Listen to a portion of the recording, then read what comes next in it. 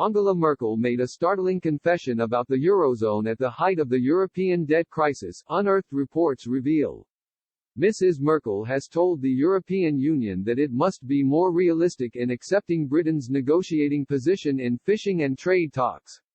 Her comments came as British sources blamed EU divisions and saber-rattling from France for the missing of a deadline to find an agreement this week.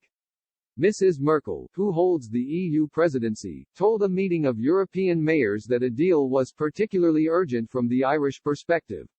She said, "We are going to continue to stand together in these withdrawal talks. But we also have to take into account the reality. An agreement has to be in the interests of both parties, in British interests as well as the interests of the 27-member EU." It is widely believed Mrs. Merkel will play an influential role in brokering any UK-EU trade agreement in the coming weeks. Other European leaders expect her to push French President Emmanuel Macron to compromise on his hardline demands to secure continued access to Britain's coastal waters after the end of the year. However, it is not going to be easy. As he arrived at the EU summit, Mr. Macron said, "In no case shall our fishermen be sacrificed for Brexit. If these conditions are not met, it's possible we won't have a deal. If the right terms can't be found at the end of these discussions, we're ready for a no deal for our future relations."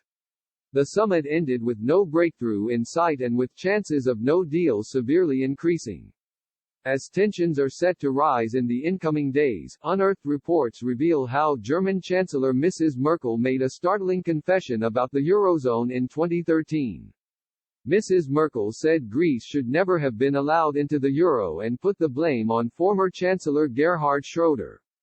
The German leader's outburst came as she attempted to prove to voters she maintained a tough stance on struggling euro countries, just a month before facing key elections.